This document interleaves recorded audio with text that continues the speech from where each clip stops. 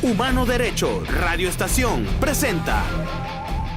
Saludos a todos, les habla Arturo Guillén en Gamer Station, el programa en el que reemplazaremos por una hora el teclado, el mouse y los controles por los micrófonos.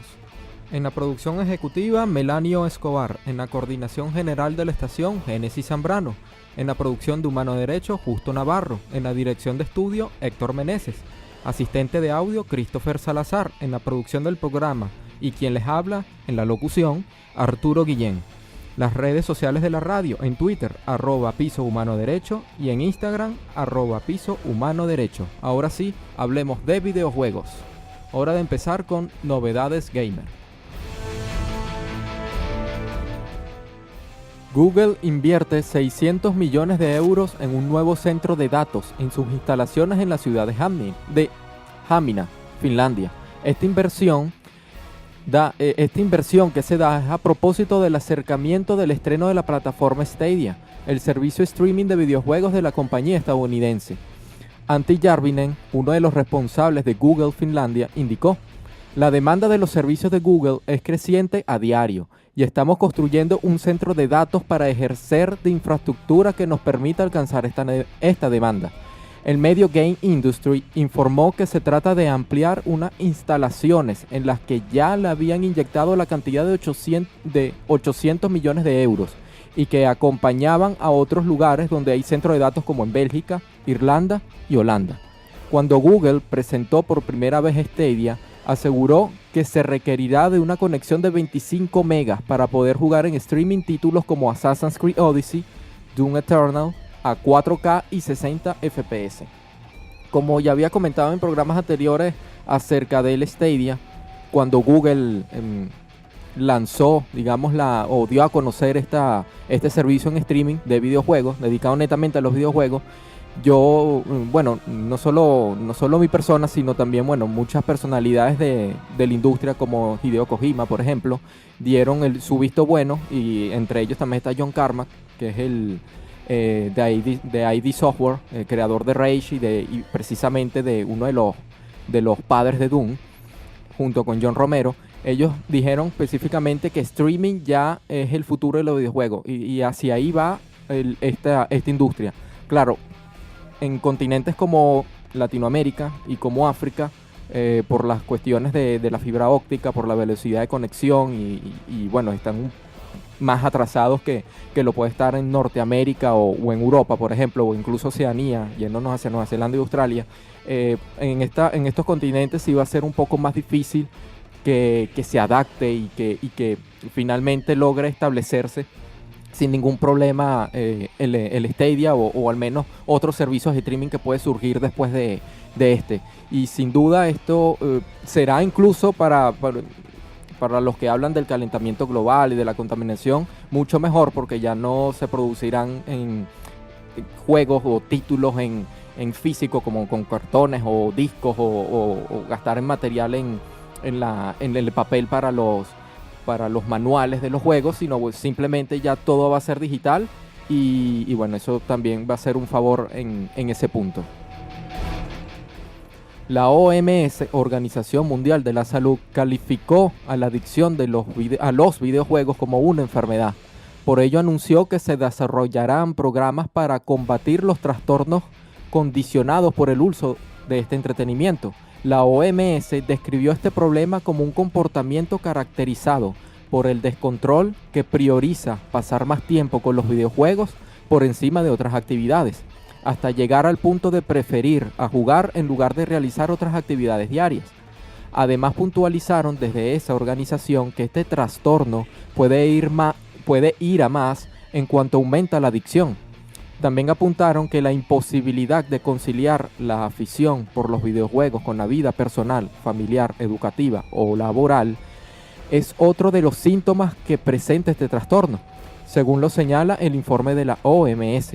Los resultados de este documento entrarán en vigor a partir del 1 de enero de 2020. Bueno, en este caso, cuando precisamente existe una adicción y no solo esto no puede referirse netamente a los videojuegos, sino también nos podemos trasladar a otras adicciones, como no solo al alcohol o al cigarrillo o a las drogas, sino también en este caso si te abarca tiempo en jugar anime, en ver anime o pasar todo el día en televisión. Es decir, no solo va con cuestiones de los videojuegos, sino que, como dicen muy popularmente, todo lo relativo que va hacia el exceso es malo. La realidad virtual aún está en pañales, y no lo afirmo yo, lo afirmó Tetsuya Mizuguchi, creador de Tetris Effect. Eso lo declaró al medio Video Games Chronicle. Planeamos hacer un juego para la próxima generación de consolas que ofrecerá una resolución mucho más alta. Un nuevo hardware y una nueva tecnología siempre han sido dos aspectos muy inspiradores para mí, así que estoy muy esperanzado y emocionado con lo que está por venir, declaró. No quiero ofender a nadie, pero el estado actual del hardware de realidad virtual es básicamente lo que Pong fue para las 2D. Está en pañales y estamos emocionados de estar a las puertas de lo que pueda empezar a conseguirse con ella, pero lo cierto es que todavía queda mucho espacio por explorar. Sin mucho más que opinar, estoy completamente de acuerdo con él. Bueno, ahora, momento de nuestra primera pausa musical. Este programa se lo dedicaremos a BioShock, uno de mis títulos favoritos y de lo que contiene un trasfondo filosófico muy digno de prestar atención. Ahora escucharán el tema Beyond the Sea del primer BioShock.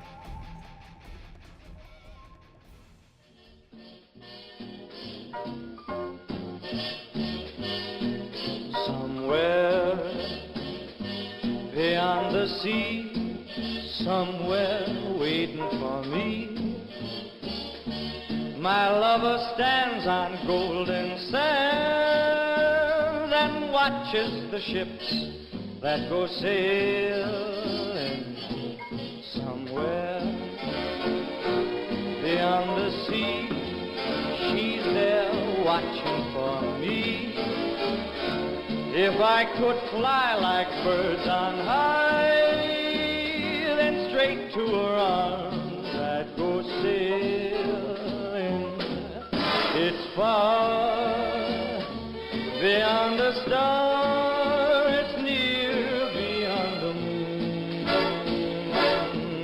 I know beyond a doubt my heart will lead me there soon. We'll meet beyond the shore, we'll kiss just as before. Happy we'll be beyond the sea, and never again I'll go sailing.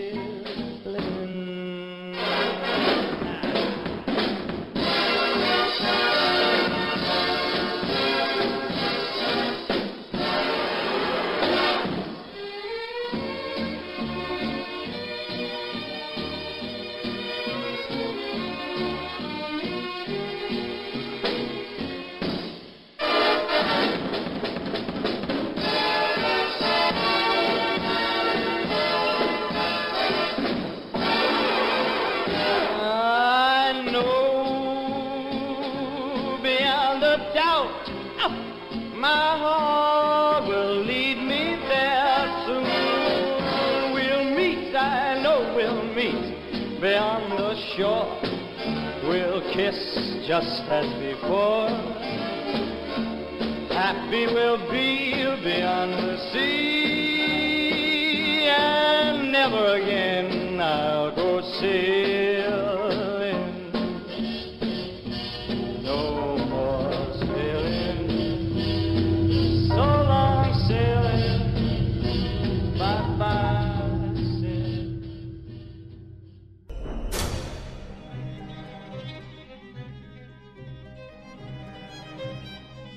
Agosto de 2007. Ken Levine y su Irrational Games nos tenían preparado un viaje al fondo del océano. Nos tenían preparado una visita a una ciudad nacida por los ideales de un hombre llamado Andrew Ryan. Jack, el protagonista de esta historia, fumaba un cigarrillo mientras sostenía una billetera en la que se podía ver una fotografía blanco y negro de 3 personas sonriendo a la cámara. Al cabo de unos segundos, después de haber guardado su billetera, la pantalla en negro, gritos de angustia y el sonido de un avión estrellarse en el océano. Ahora Jack era un náufrago en las oscuras aguas del Atlántico. El fuego lo rodeaba. El caparazón del avión se hundía en las profundidades. Nadar era lo único que lo mantendría con vida. Pero, ¿por cuánto tiempo? Norte, sur, este, oeste. Todo punto cardinal se desdibujaba ante él en la noche en que viviría una distopía. Nadaba, hasta que vio a un faro alzarse a lo lejos. Su luz era como el puente lumínico hacia su salvación, pero, al entrar en él, por medio de un mini submarino, se percató que apenas su larga noche había comenzado. Frente a Jack se dibujaba una ciudad inverosímil, en la que animales marinos le daban vueltas a un edificio y luego se internaban en las penumbras. Una ciudad llamada Rapture, y una voz que le daba la bienvenida. Soy Andrew Ryan y tengo una pregunta que hacerte. ¿Acaso un hombre no tiene derecho al sudor de su propia frente? No, dice el hombre de Washington.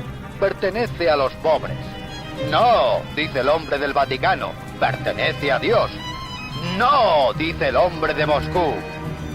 Pertenece a todos. Yo rechacé esas respuestas. En vez de eso, elegí algo distinto. Elegí lo imposible. Elegí Rapture. Una ciudad donde el artista no tenía que temer al censor, donde el científico no estaba limitado por la nimia moral, donde los grandes no estaban constreñidos por los pequeños. Y con el sudor de tu frente, Rapture también puede ser tu ciudad.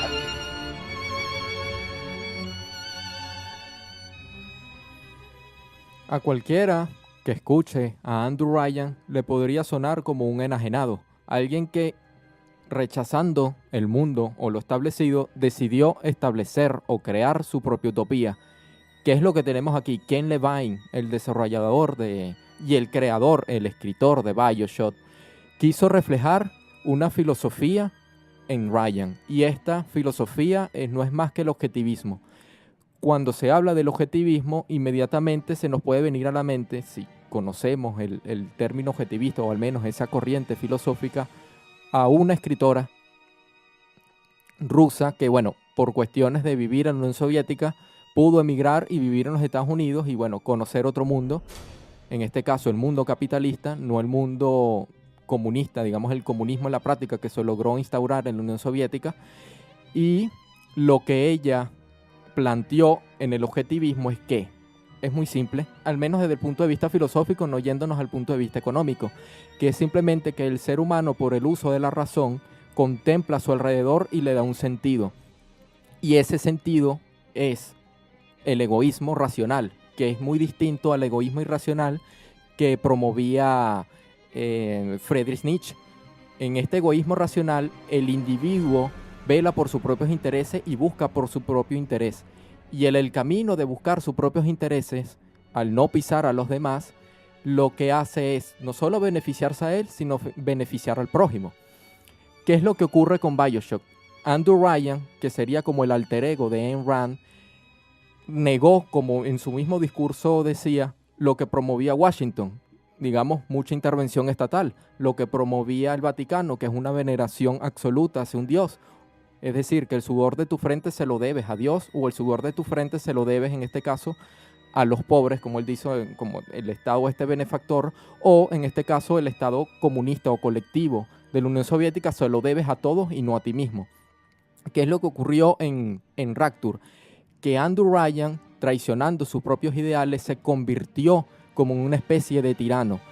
Por supuesto, al ver que todo le salía mal y que una investigación científica le llevó al Adam, que es como una sustancia que te altera el código genético y te da superpoderes, es decir, poderes sobrehumanos, eso por supuesto convirtió a la ciudad en un caos, pero antes de que eso convirtiera en un caos, fue una ciudad que prosperó tecnológica y digamos en producción de riqueza. Lo que pasa es que también está muy limitado en cuanto al espacio, pues está debajo del océano, no hay por mucho Es decir, por mucho océano que haya, no hay los materiales suficientes para expandirse más allá y por lo tanto ese libre mercado que promovía Ryan fracasó.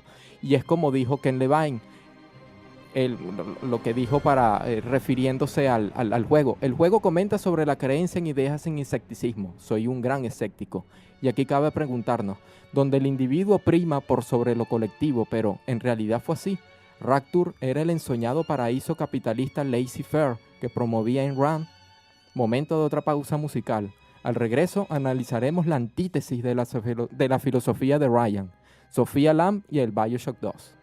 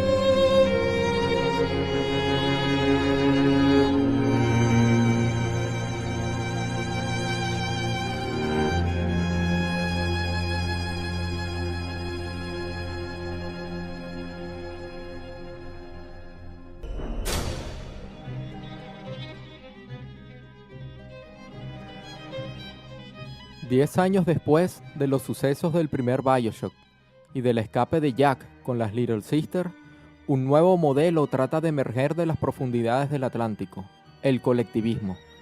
En esta ocasión, encarnabas al sujeto Delta, el primero de los Big Daddy. Sofía había sido encarcelada por órdenes de Ryan en las lejanías de Rapture, y ahora, luego de su muerte, le tocaba el turno a la utopía ensoñada por Lamb, el comunismo. De una inteligencia notable, esta psiquiatra se convirtió en la villana. Su mundo ideal era que todos compartieran sus posesiones, sin propiedad privada, y la vida en una armonía colectiva.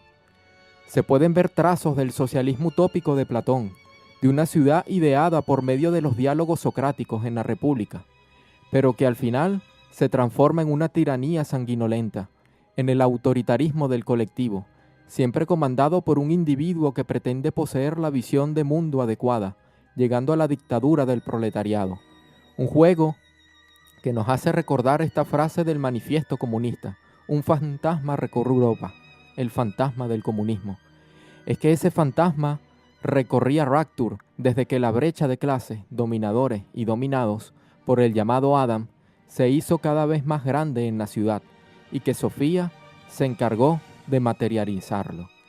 A diferencia de Andrew Ryan, como bien ya lo hice notar, a Sofía Lamb, es que ella, por diferencias políticas con Ryan, esto incluso, no solo se lo explican en el 2, sino hay algunos atisbos de este personaje o de este futuro villano, el primero, cabe acotar que el BioShock 2 no fue escrito ni dirigido por Ken Levine. Ken Levine no tuvo nada que ver en el desarrollo de este juego, cuestión que se notó a la hora de tú jugarlo. Podías notar la ausencia de Ken Levine.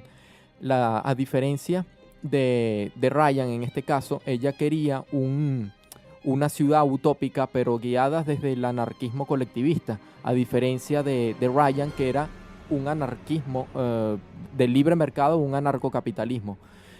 ¿Cuál es la cuestión aquí? Que pienso que Ken Levine no tomó en cuenta el BioShock 1. Que Ayn Rand en sí no era una anarcocapitalista, sino ella era más bien una minarquista, es decir, que aceptaba un Estado muy reducido que solo se ocupara de administrar justicia y de administrar seguridad.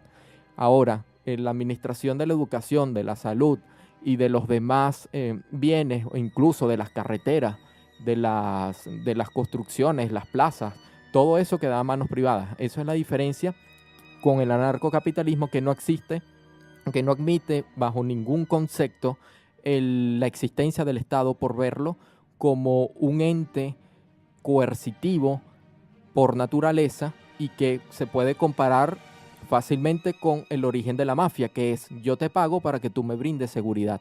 Y eso es lo que en este caso Andrew Ryan quería eliminar por completo, y lo que hizo, a diferencia de Ayn Rand, que ella no planteaba la eliminación completa del Estado.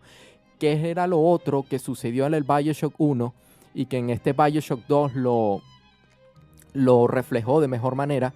Es que una vez que esta brecha, como bien lo hice notar en esta parte, la brecha que aumentó por el Adam y por la mafia que se creó en la compra y venta del Adam, y de los que podían o no obtenerlos, entonces los que podían obtenerlos obtenían capacidades por encima de la media, y por lo tanto la competencia dejó de ser justa y al menos en alguna manera nivelada, porque en esto hay que estar suficientemente claros que ser desiguales por naturaleza en cuanto a capacidades es natural, como lo digo, es desigual, la desigualdad es por naturaleza, pero si tú le agregas, en este caso, como pasó en BioShock, el Adam, que muy pocos o no en su mayoría los podían obtener, y que alguien que tenía mucha capacidad más que otra por naturaleza y le agregan aún más capacidad con esta sustancia que te transformaba o te reescribía el código genético, ya era bastante distante esta brecha. Por lo tanto, la ciudad quedó en un caos.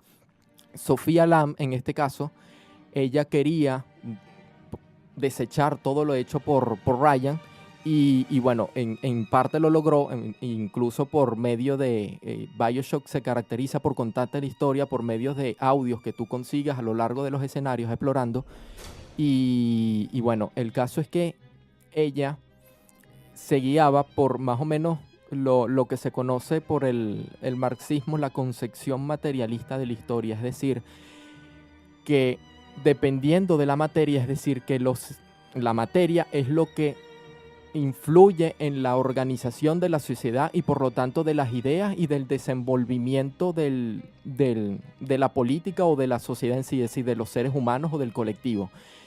Y que, por supuesto, en este caso, el sistema productivo es el que influye en la organización de la sociedad, que era muy contrario a lo que predicaba o lo que quería Ryan, que eran las ideas lo que en realidad transformaban a la sociedad, y lo que, por supuesto, a través de la idea uno transforma la materia, en este caso el sistema productivo. Para dar mi punto de vista en este aspecto, en este caso sí estoy de acuerdo con Ryan y no estoy de acuerdo con Sofía Lamb en esta cuestión, en que en realidad la materia es el que transforma las ideas, y no es así, son las ideas lo que transforman la materia, y esa es una de las tesis erradas que se puede conseguir en este caso en el marxismo.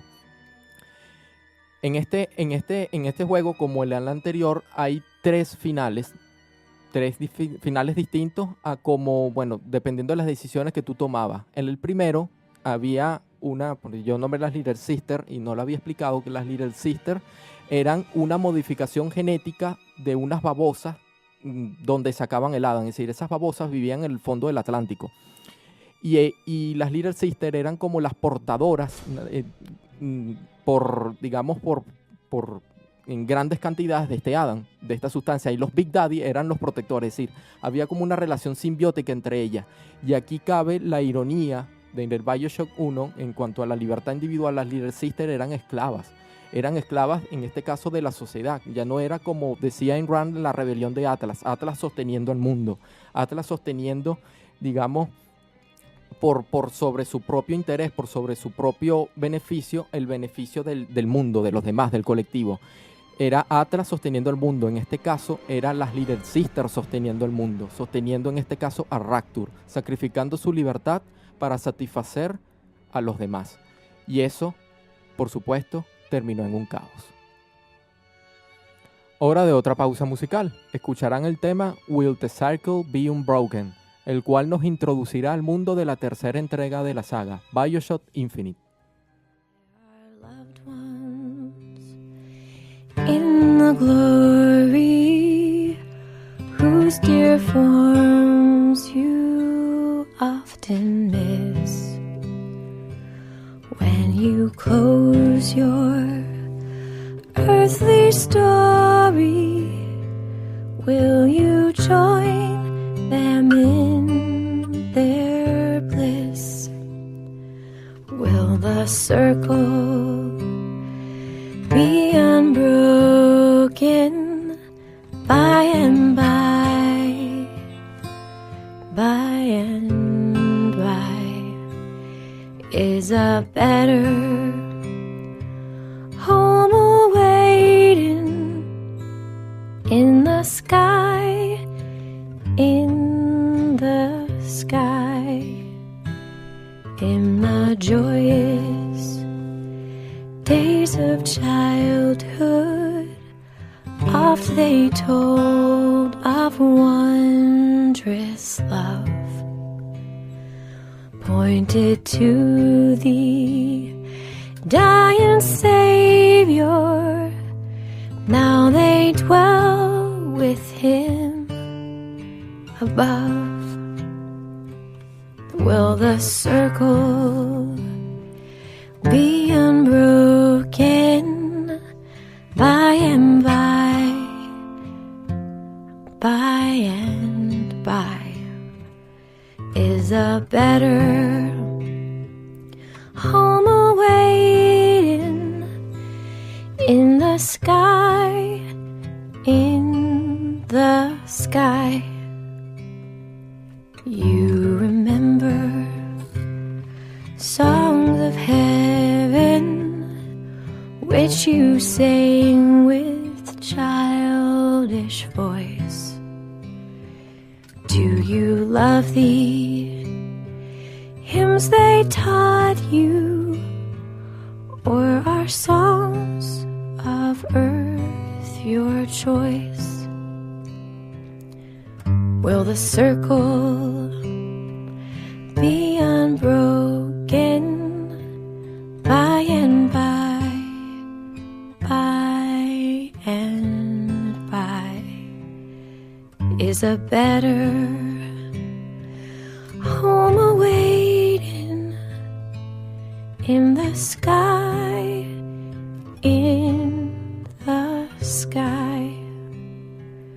You can picture happy gatherings round the fireside long ago,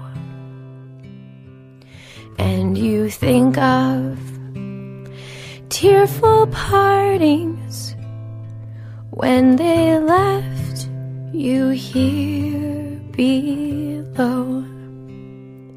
Will the circle be unbroken by and by, by and by? Is a better home awaiting in the sky, in the sky? One by one there, seats were emptied, and one by one they went away. Now the family is parted. Will it be complete one day? Will the circle be unbroken by and by? By and by is a better home awaiting in the sky, in the sky.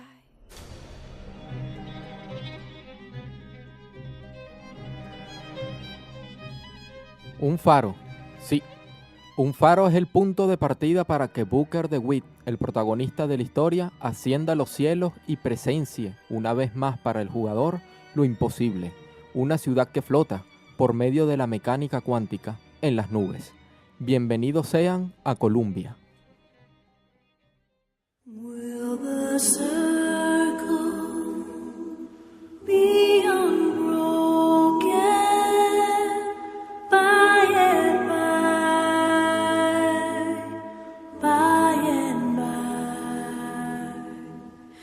is a better home awaiting in the sky, oh, in the sky,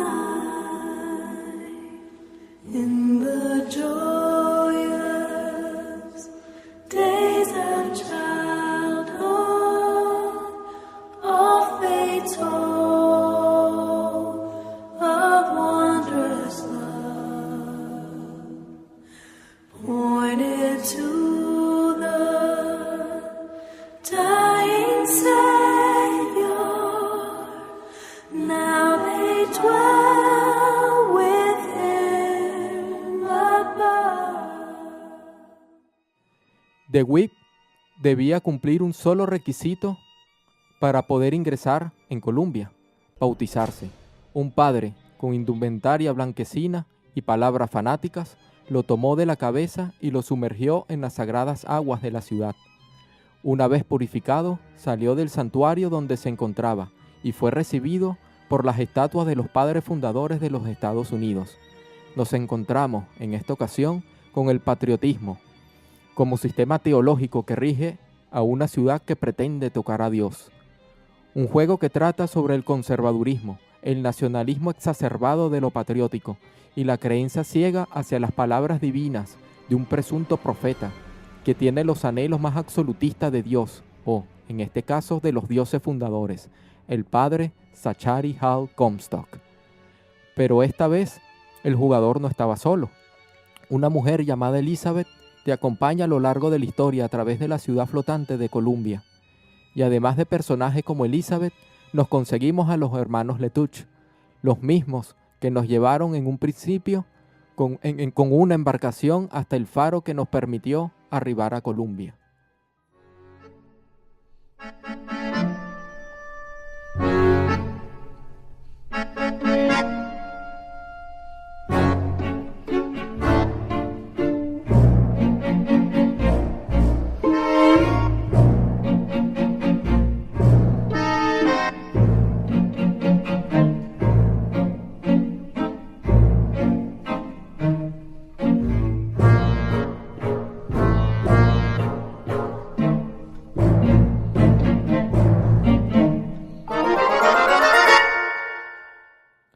Con ellos, a la temática se le abre otra bifurcación, la brecha del espacio-tiempo, la paradoja de los viajes en el tiempo y la física cuántica. Pero profundizar en este tema sería dar spoiler de este magnífico juego. Hablemos entonces del trasfondo político y social del universo que nos planteó Ken Levine. Como bien se consta en esta última entrega de la saga BioShock, en los anteriores, como ya hemos nombrado en el segundo y tercer bloque, en el primer juego se trató, en este caso, o al menos un experimento de lo que sería un laissez-faire, un anarcocapitalismo, es decir, un anarquismo de libre mercado. En el segundo se trató lo que sería un anarquismo colectivista, o en este caso, cuando Marx lo planteaba así, cuando el socialismo como la etapa de transición hacia el comunismo en el cual el Estado desaparecía una vez que organizaba la vida de los demás, para así darle paso al comunismo, es decir, la no existencia del Estado y la organización por medio del colectivo, o en este caso, comunas. Lo que se planteaba en el BioShock 2, en este BioShock Infinite, o el tercero si se quiere decir así, se plantea, como bien lo dije, un sistema teológico basado en la patria, es decir, en vez de adorar a un Dios o a un Dios en el cual envió a su Hijo Jesucristo, o adorar como los católicos a santos como la Virgen María, o en este caso adorar a Alá para el Islam, o a Yahvé en este caso el sistema judaico. Aquí se adora a un profeta llamado Zachary Hal Comstock. Pero ¿quién era esa Comstock? Se supone que Comstock batalló en la guerra de independencia de los Estados Unidos y que él, como un héroe de guerra, quedó como triunfante, y decidió, en vez de quedarse bajo la tierra, es decir, la ciudad bajo tierra, en la tierra, como en este caso Estados Unidos, en vez de quedarse en lo que él suponía que Estados Unidos tomó un camino no acorde a como lo querían los padres fundadores, él decidió, en este caso como Andrew Ryan, pero en vez de fundar la ciudad bajo el océano, sobre las nubes. Y aquí es cuando entra en juego, que llama la atención, llama mucho la atención el principio del juego, que los hermanos Letoch te llevan a los faros, y que tú más adelante, por supuesto, te das cuenta que por unas cuestiones del espacio-tiempo, digamos, estas paradojas que se crean por los viajes en el tiempo, tú mismo te das cuenta no solo de tu origen, del por qué estás ahí y quién es Comstock en realidad, sino también quién es Elizabeth, que ese es el clímax. Cuando tú te enteras en realidad de quién es Elizabeth, simplemente es espectacular cómo Ken Levine te va llevando a esa conclusión, y tú dices, sí, todo tiene sentido. Incluso el final es, incluso yo cuando yo lo terminé, yo recuerdo haber estado en un foro en ese entonces, y yo conocí a alguien en ese foro que también le encantaba BioShock desde la primera entrega, y nos pusimos a debatir por vía Skype acerca de la interpretación que se le puede dar a ese final. Ese final es fantástico, incluso te come las neuronas de pensar en darle algo en darle sentido, ¿no? Porque queda también muy abierto a la interpretación. Y sin ánimo de dar spoiler, ahí al final se te presentan como miles y cientos de faros. Son como mundos paralelos. Es como que te quiere decir que BioShock es eso. BioShock es como bien dice la tercera, es infinite. Es infinito, es enorme, es inmenso, y tiene miles de posibilidades. Y que las ideas del ser humano, ya sea en un universo o en otro, resultan, si se quieren llevar a la práctica literalmente, sin tomar en cuenta que en la espontaneidad que se puede regir los seres humanos, que no es lo material lo que rige o transforma la organización de la sociedad, sino son las ideas lo que transforman lo material, y en este caso la manera en que nos organizamos, independientemente del universo.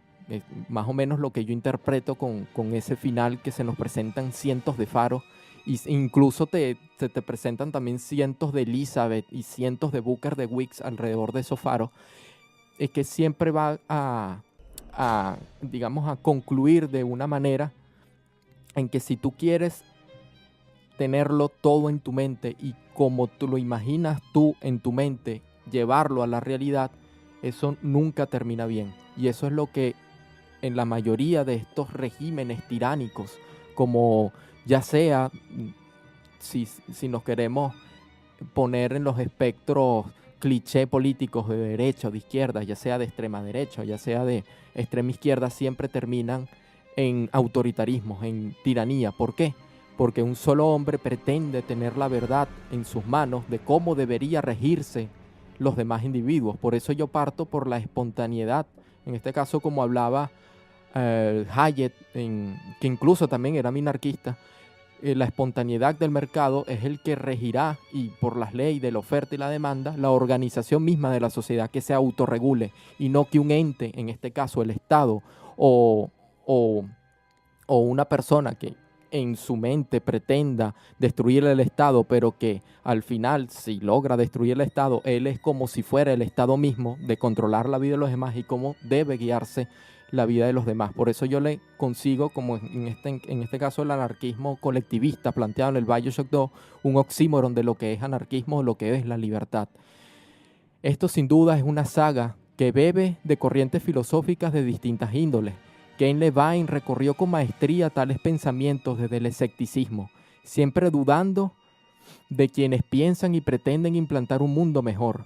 ¿Cuáles serían las consecuencias si, literalmente, intentamos seguir un modelo de sistema? ¿Sería el ideal? ¿Qué podría salir mal? BioShock no te subestima. Te plantea un universo complejo, uno que te empuja a pensar por ti mismo y a cuestionarlo, a indagar por qué esas sociedades utópicas que alberga fracasaron. ¿Es el ser humano su propio enemigo? ¿Cuándo dejamos de ser libres? ¿O es el libre albedrío una simple ilusión? BioShock te invita a reflexionarlo.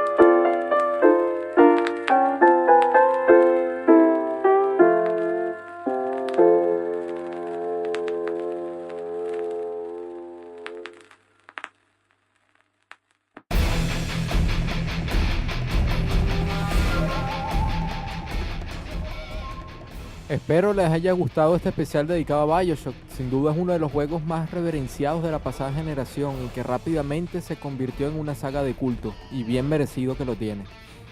Ahora pasamos a juegos libres de pago. La Epic Game Store nos regala otro juego indie. En esta ocasión lo hace con Rime. Explico brevemente para quienes no han podido escucharme en programas anteriores de cómo obtener un juego en la Epic Game Store. Lo que tienen que hacer es ingresar a la página web de Epic Game Store. Ahí te va a aparecer en la pantalla de inicio, inmediatamente en la interfaz de la tienda, el juego Rime. Ya para agregarlo gratuitamente, lo que tienen que hacer es realizar compra de $0 y ya se te agrega en la biblioteca. Si no estás registrado, regístrate para que se te agregue a tu biblioteca y bueno, descárgate la aplicación para que la tengas ya una vez en tu escritorio y no tengas que cada rato abrir el navegador y buscar la página de la Epic Game Store. Bueno, ya lo tienes en tu escritorio, normal, ya instalado en tu computador, incluso cuando inicias Windows o si tienes una Mac o tienes Linux, bueno, él se te va a iniciar automáticamente y se va a conectar de forma, bueno, automática, y ahí ya vas a tenerlo para tu biblioteca Rime. Los tips de juego, más o menos para contextualizarnos en cuanto a este título. La historia inicia luego del que el protagonista naufraga y llega a una isla misteriosa. Debe explorar la isla y descubrir sus secretos. Está acompañado por su fiel zorro, controlado por la inteligencia artificial del juego. Esto, bueno, más adelante en uno de los tips van a, digamos, con lo que estoy ya planteando, hay un parecido en dos juegos muy famosos. Es un juego de aventura en tercera persona con puzzles, es decir, hay acertijos que resolver. Esto le da un poco más de interactividad al programa. Además de sprintar, empujar objetos, cargarlos, saltar, los comandos básicos en ese tipo de juegos. También puedes gritar o cantar para accionar ciertas puertas y estatuas que consigues en tu aventura. Este juego se le compara, como ya lo había dicho, con los del Team Ico, los desarrolladores de juegos reconocidos como Shadow of the Colossus e Ico. Y cuando uno ve, por ejemplo, en los walkthroughs de youtubers, cuando uno los ve jugando a Rime, uno inmediatamente se le viene a la cabeza Shadow of the Colossus e Ico, y más con el último, que tú tienes al guardián como tu compañero fiel. Bueno, en este caso es como el zorro que te acompaña a lo largo de la aventura. Incluso el mapeado del juego también es similar, es así abierto y tiene muchas zonas donde ir, y el zorro te acompaña. Es muy parecido, incluso hasta la atmósfera, todo. Se nota que los desarrolladores se inspiraron mucho en Shadow of the Colossus e Ico, que son, bueno, dos de las reverencias de los juegos emblemáticos que salieron para Play 2 y que, bueno, salió el remake para PlayStation 3 ya más recientemente. Y bueno, el último de Umida, el último juego de Umida de Shadow of the Colossus, que brutalmente bueno. Gráficamente es muy bonito y llamativo. En este caso me estoy refiriendo al Rime, el que está dando la Epic Game Store. Además está desarrollado con el motor Unreal Engine 4 por el estudio Tequila Works, un estudio de juegos independientes. Y este juego salió a la venta en 2017 para la PlayStation 4, para Microsoft Windows, PC, Nintendo Switch y la Xbox One. Este juego sería... ¿Cuántos ya ha regalado la Epic Game Store? La Epic Game Store, lo que pasa es que ellos tienen ahorita una alianza estratégica con varios estudios independientes de regalar un juego cada 2 semanas. Y hasta ahora ha regalado como entre 5 o 6 juegos. Ha regalado bastantes y son muy buenos, por cierto. No son cualquier juego de mala calidad que se puede conseguir en las tiendas de Steam. Incluso tú pagas por esos juegos mediocres. Y bueno, por eso Steam ha sido un poco ya más ardua en cuanto a los juegos que permite vender en su tienda. Y bueno, lástima que quitaron la Greenlight, que la Greenlight era como una motivación para estos desarrolladores independientes. Entonces esto lo conversé con Cristian Oliveros en uno de los programas, el secretario de DELU, de la agrupación esta dedicada al desarrollo de videojuegos en la Simón Bolívar. Y que bueno, que lástima que Steam quitara el Greenlight, porque la comunidad votaba por cuál juego le gustaba más que pudiera venderse o que pueda estar en la tienda de Steam, así sea de manera gratuita, pero que esté ahí, pues, para que los desarrolladores tengan ese portafolio y ese currículum necesario si quiere trabajar en grandes empresas como, no sé, si quiere trabajar en Ubisoft, si quiere trabajar incluso en Epic Games, o si quiere trabajar imagínate, en Blizzard. Bueno, el caso es que lastimosamente Steam eliminó esto y bueno, al menos esto que yo estoy viendo con Epic Games Store impulsa a estos estudios independientes a darse a conocer, ¿no? Y por lo tanto crecer, como en su tiempo lo fue CD Projekt con The Witcher, un estudio pequeñito que hizo un juego grandioso y que por ese juego grandioso la comunidad o los usuarios, los clientes, los consumidores, como le quieras llamar, se lo retribuyeron comprándoles el juego. Y bueno, hasta que ahorita CD Projekt es lo que es una empresa ya grande, tiene a God. Es decir, puedes crecer en realidad esta industria si tú en realidad tienes las ganas y por supuesto el talento para hacerlo progresar. Y bueno, momento de despedirnos. Escucharán, bueno, una acostumbrada canción metalera, y esta vez disfrutarán del tema Reptilian de la banda francesa de Death Green, Benighted. Síguenos en nuestras redes del programa, @pisogamestation, en Twitter y en Instagram, @gamer.stat. Hasta la próxima semana.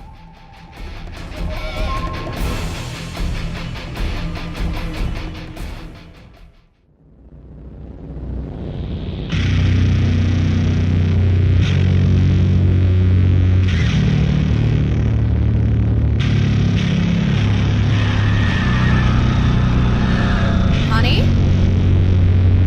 Honey, it's time for dinner! Honey, it's time for dinner.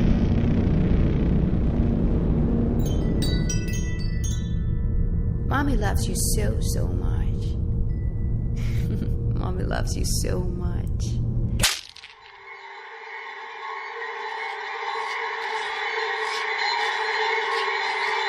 Hush, little baby, don't say a word.